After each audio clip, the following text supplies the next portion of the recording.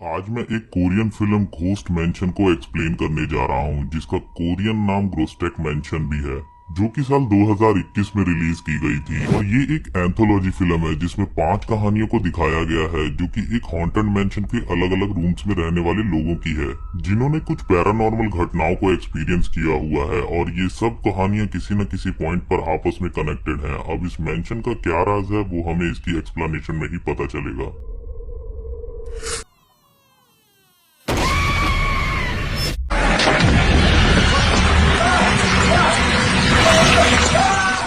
में हमें एक लड़का दिखाया जाता है। वो एक बहुत बड़ी बिल्डिंग की पिक्चर्स ले रहा था। उसको एक बहुत ही अच्छी स्टोरी की तलाश थी, ताकि उससे उसको बहुत सारे पैसे मिल सके। उसको पैसों की भी बहुत ज्यादा जरूरत थी। खैर, अब वो उस बिल्डिंग के अंदर जाता है, जिस बिल्डिंग की वो बाहर से कब से पिक्चर्स ले रहा था। इस बिल्डिंग के बारे में इस लड़के ने ये सुना था कि यहाँ पर बहुत ही अजीबोगरीब चीजें होती रहती है। लोगों का कहना था ये पूरी बिल्डिंग हॉन्टेड है। इसी वजह से ये लड़का बिल्डिंग के अंदर आया था, ताकि ये अंदर आकर ये जान पाए कि इस बिल्डिंग में क्या है। इस लड़के का नाम जीकू था। उसको अपने पीछे एक छोटा बच्चा खड़ा हुआ नजर आता है। ये जैसे ही पीछे मुड़कर देखता है तो वो बच्चा गायब हो जाता है। जीकू वहाँ पर जाकर इस बिल्डिंग के केयर टेकर या फिर मैनेजर से मिलता है। वो उस मैनेजर से इस बिल्डिंग में पैरानॉर्मल एक्टिविटीज के बारे में पूछता है, और मैंने सुना है कि इस बिल्डिंग में सब कुछ अजीब होता है। जीकू अपना टेप रिकॉर्डर ऑन करता है। खैर, अब वो मैनेजर उसको बताने के लिए तैयार भी हो जाता है।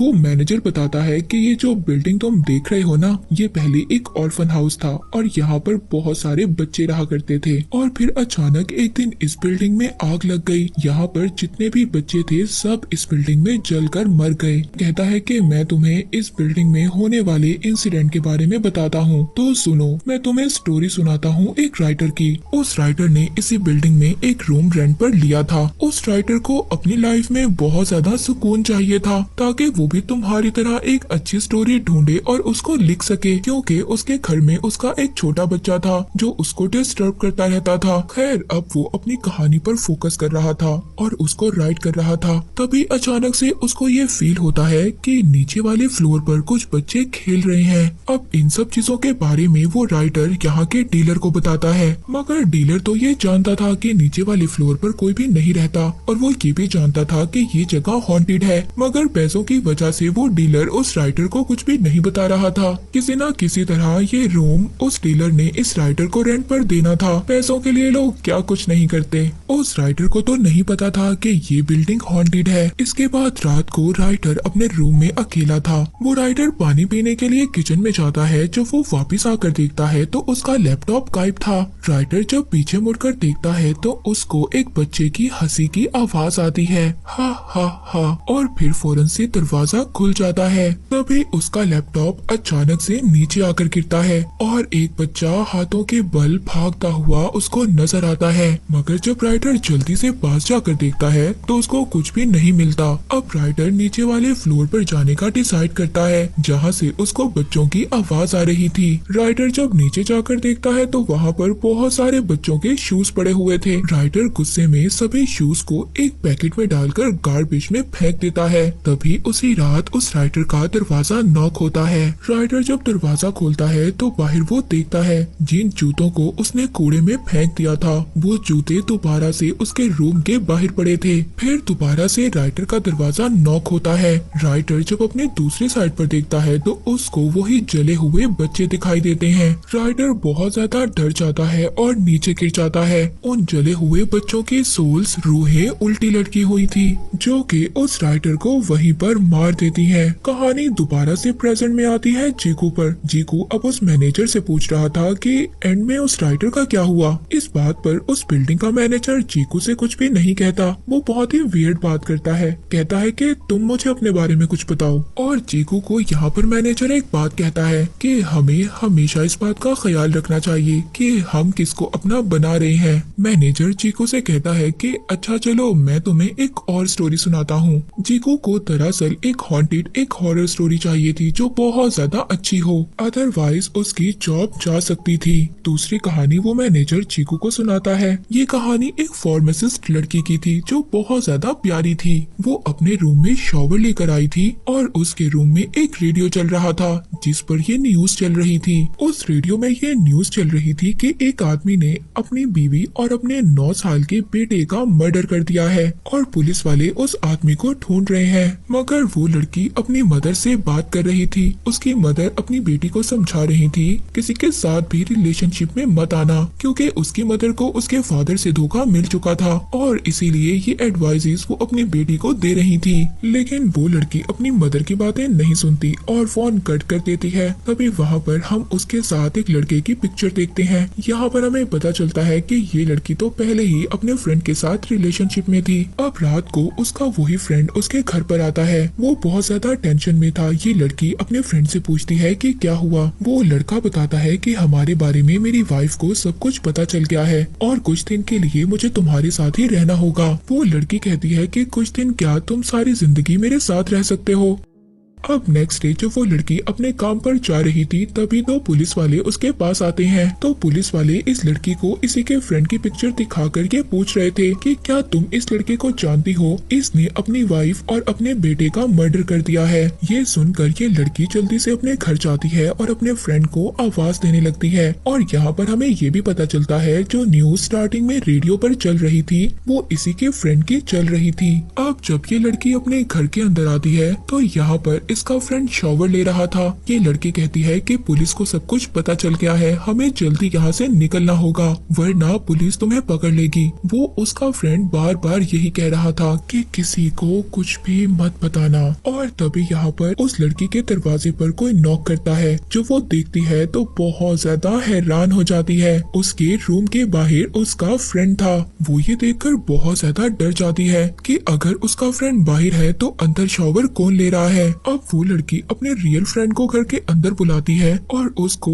इशारा कर वॉशरूम की तरफ दिखाती है कि अगर तुम यहाँ पर हो तो अंदर कौन है।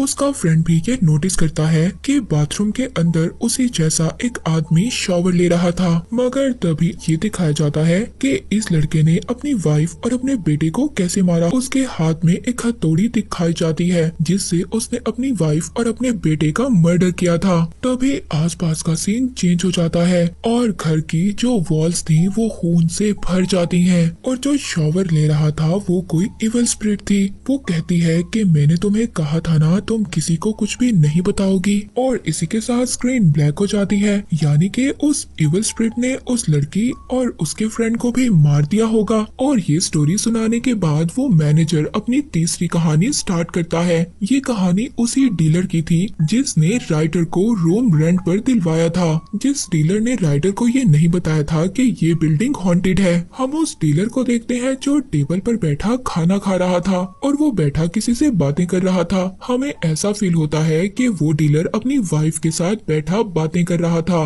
मगर जैसे ही हम उस इंसान को देखते हैं जिसके साथ डीलर बैठा बातें कर रहा था, वो इंसान उसकी वाइफ नहीं थी बल्कि एक डॉल थी। वो सिर्फ एक डॉल थी जिसको डीलर अपनी वाइफ की तरह रख रहा था। नेक्स्ट डे डीलर फोन पर बात कर रहा था, तभी वहाँ पर हम एक रैप हुई डेड बॉडी देखते हैं। ये डेड बॉडी उसी डीलर की वाइफ की थी। इस डीलर ने अपनी वाइफ की डेड बॉडी को प्लास्टिक में रैप कर रखा हुआ था। इस डीलर ने अपनी वाइफ को ही मार दिया था। ये डीलर या तो मेंटली डिस्टर्ब था या इसके साथ कुछ और था। वो एक डॉल को अपनी वाइफ की तरह रखने लगा था। अब उस डीलर को ये लगता है कि शायद उसके सिंक से पानी बाहर आ रहा है जो बहुत ज्यादा गंदा था। तभी वो डीलर जब पीछे मुड़ता है तो देखता है उसकी वाइफ की डेड बॉडी गायब थी। और जब वो सिंक में देखता है तो उस लाश का हाथ सिंक से बाहर निकलता है। वो नल को बंद कर देता है, यानी कि टैप को ऑफ कर देता है। और ये देखकर उस डीलर की हालत बहुत ज्यादा खराब हो जाती है।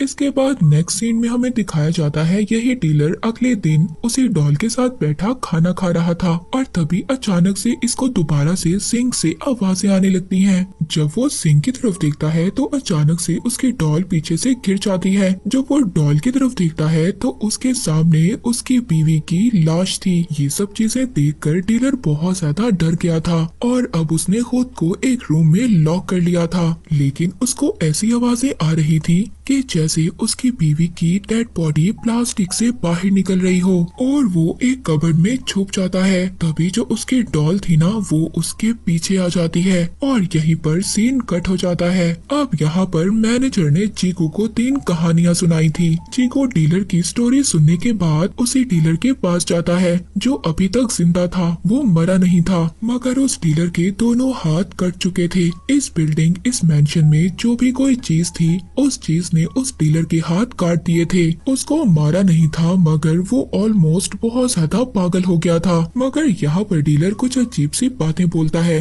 वो कल्ट के बारे में बोलता है, कुछ चर्च के बारे में बोलता है मगर चीकू को डीलर की बातें कुछ समझ नहीं आती। चीकू अब ये तीनों स्टोरीज लेकर अपने पब्लिशर के पास जाता है। चीकू का पब्लिशर कहता है देखो कहानियाँ तो बहुत ज्यादा अच्छी हैं और बहुत ज्यादा हॉरर भी हैं मगर तुम्हें इस कहानियों को और ज्यादा बड़ा करना होगा जिससे ऑडियंस का इंटरेस्ट बढ़ेगा और तुम्हें पैसे मिलेंगे। चीकू को पैसों की भी जरूरत थी तो अब वो दोबारा से उसी बिल्डिंग के अंदर जाता है उसी मैनेजर के पास। वो उस मैनेजर के पास आकर कहता है कि मुझे और ज्यादा स्टोरी सुनाओ, मुझे और ज्यादा कहानियां चाहिए। वो मैनेजर हंसकर कहता है कि तुम्हें अभी भी ये कहानियां थोड़ी लग रही हैं तो तुम्हें इस मेंशन से चले जाना चाहिए क्योंकि यहाँ पर सिर्फ यही कहानियां थी। मगर चीकू को अब मैनेजर पर गुस्सा आ गया था। सुनो मेरी बात, तुम्हें मुझे कहानियां सुनानी होंगी। यहाँ पर जितने भी इंसिडेंट हुए हैं तुम्हें मुझे उनके बारे में बताना होगा और इसके लिए मैं कुछ भी देने के लिए तैयार हूँ। वो अपना रिकॉर्डर निकालता है और मैनेजर से स्टोरी सुनता है। वो केयर टेकर यहाँ पर हंसने लगता है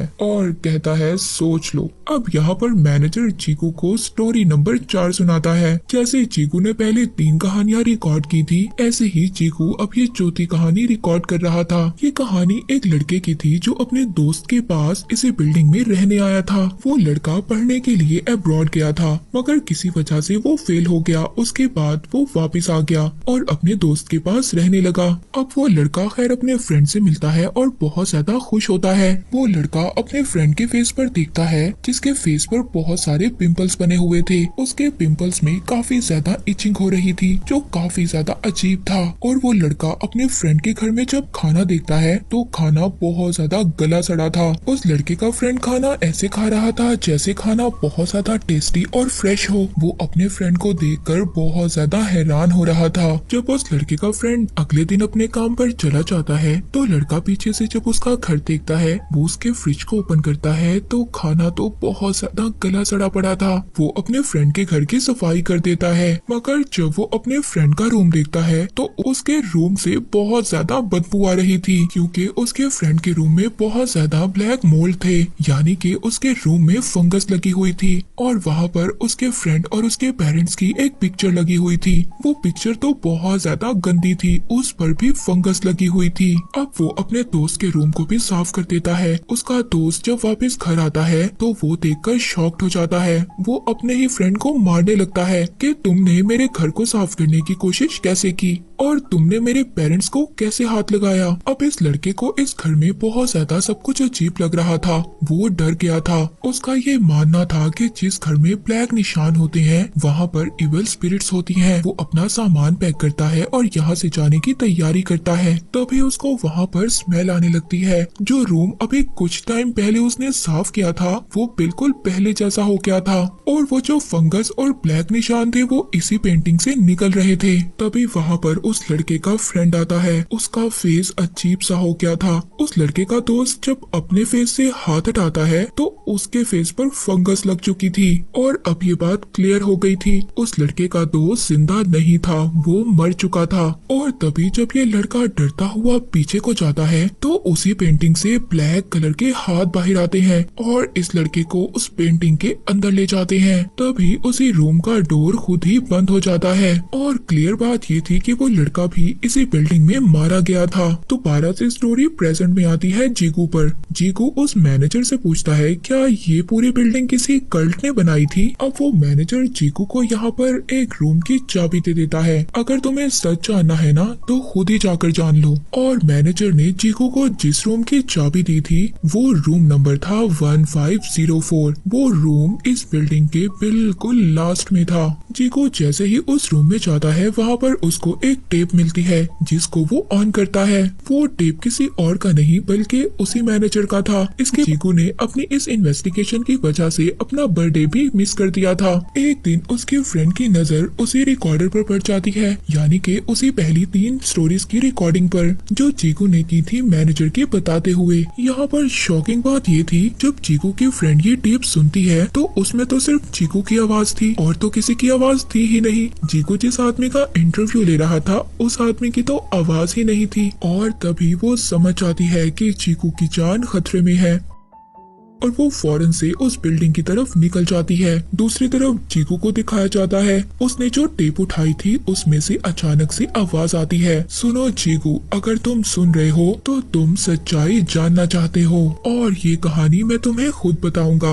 यानी कि ये आखिरी कहानी 5th कहानी उसी मैनेजर की है। वो मैनेजर जीकू को कहानी सुनाता है कि जब मैं इस बिल्डिंग में पहली मर्तबा आया था तो तुम्हारी तरह ही था, मगर फर्क ये है कि तुम यहाँ पर अपने लिए स्टोरीज ढूंढने आए हो और मैं यहाँ पर चोरी करने आया था अपने फ्रेंड के साथ। और इसके बाद हमें मैनेजर वाली कहानी दिखाई जाती है। हम मैनेजर और उसके फ्रेंड को देखते हैं जो कार में बैठे बात कर रहे थे। यहाँ पर हमें पता चलता है कि ये बिल्डिंग किसी ऐसे ने बनाई थी जो डीमंस की पूजा किया करते थे और उन्हीं लोगों के ढेर सारे पैसे इसी बिल्डिंग के एक रूम में थे। अब मैनेजर और उसके दोस्त को पैसों की इसलिए जरूरत थी क्योंकि मैनेजर के फ्रेंड की मदर हॉस्पिटल में एडमिट थी और मैनेजर के फ्रेंड को अपनी मदर के इलाज के लिए पैसे चाहिए थे। इस वजह से वो इस बिल्डिंग में चोरी करने आए थे और अब वो उसी रूम में जाते हैं 1504 में जिसकी चाबियां मैनेजर ने चीकू को दी थी।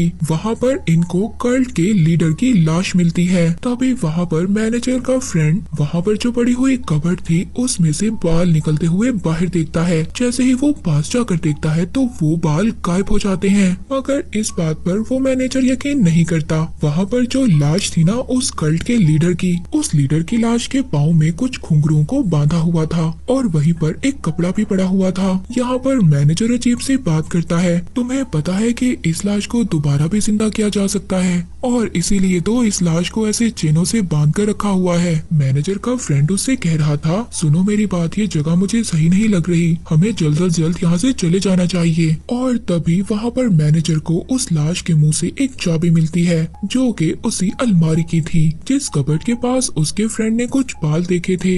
मैनेजर अब उस कबर्ड को खोल देता है। वहाँ पर मैनेजर को बहुत सारे पैसे मिलते हैं। मैनेजर पैसे देखकर बहुत ज्यादा खुश होता है और कहता है, देखो हम अमीर हो गए। मगर तभी मैनेजर के फ्रेंड को पीछे से छन छन की आवाज सुनाई देती है। जब वो पीछे मुड़कर देखता है तो पीछे तो कोई भी नहीं था। वो दोबारा से जब पीछे देखता है तो उसके मुंह के पास वही लाश थी। इन दोनों ने उस लाश को जिंदा कर दिया था। मैनेजर का दोस्त उस लाश को देखकर भागकर उस बिल्डिंग से बाहर आ जाता है। वो जैसे ही अपनी गाड़ी को स्टार्ट करने वाला था तभी मैनेजर भी आकर गाड़ी में बैठ जाता है। उसका फ्रेंड मैनेजर से कहता है, तुम थे कहाँ पर, देखो मैं पैसे ले आया हूँ। तभी वहाँ पर मैनेजर कहता है, तुम क्या उस चीज को देखना चाहते हो जो तुम छोड़ आए हो। और तभी मैनेजर के दोस्त की नजर उसके पाँव पर पड़ती है जो मैनेजर के नहीं बल्कि उसी लाश के पाँव थे, क्योंकि उस पाँव पर घुंघरू बंधे हुए थे। जैसे ही वो ऊपर देखता है तो वो मैनेजर नहीं बल्कि वही लाश थी। वो मैनेजर की शक्ल में उसके दोस्त के पास आई थी और तभी वो मैनेजर के दोस्त को भी मार देती है। इसके बाद सीन शिफ्ट होता है दोबारा जीकू पर। जीकू को भी वही लाश नजर आती है। वो दोबारा से जाकर उसी कबर्ड में छुप जाता है जिस कबर्ड में से मैनेजर ने पैसे निकाले थे। तभी वहाँ पर वही मैनेजर आ जाता है, जीकू मैंने तुम्हारे साथ जितना भी वक्त गुजारा बहुत अच्छा था और मैं तुम्हें बहुत ज्यादा मिस करूंगा। ये कहकर जाते जाते वो चीकू का ही रूप ले लेता है और इसको देखकर चीकू बहुत ज्यादा हैरान हो जाता है। अब यहाँ पर इस स्टोरी में हमें पता चलता है जो इर्द गिर्द के चर्च के लोग थे उनको ये बात पता चल गई थी कि इस बिल्डिंग के अंदर डेविल वर्शिप होती है और इसके बाद कल्ट के लीडर की लाश को इसी रूम में बंद कर दिया गया था जिस पर कुछ घुंघरू बांध दिए गए थे और उसे एक पावर से कैद कर दिया था और पैसों की लालच में मैनेजर ने सारी गड़बड़ कर दी जिस वजह से वो लाश दोबारा से जिंदा हो गई। जितने भी लोग यहाँ पर रहने आए थे मैनेजर ने सबको मार दिया था और उस लाश को जो बेस्ट लगता था वो उसी की शक्ल ले लेती थी। अब चीकू उस कबर्ड में हमेशा के लिए बंद हो गया था। अब वहाँ पर चीकू की फ्रेंड आ जाती है। वो जब चीकू को वहाँ पर देखती है तो वो हैरान हो जाती है। उसकी आईज अचानक से ब्लैक हो जाती हैं और वो एक अजीब सी स्माइल देता है, यानी कि वो कोई और नहीं बल्कि वही कल्ट का लीडर था जो कि एक इविल स्पिरिट है। मगर चीकू की फ्रेंड समझ गई थी ये चीकू नहीं है। मूवी यहीं पर एंड हो जाती है।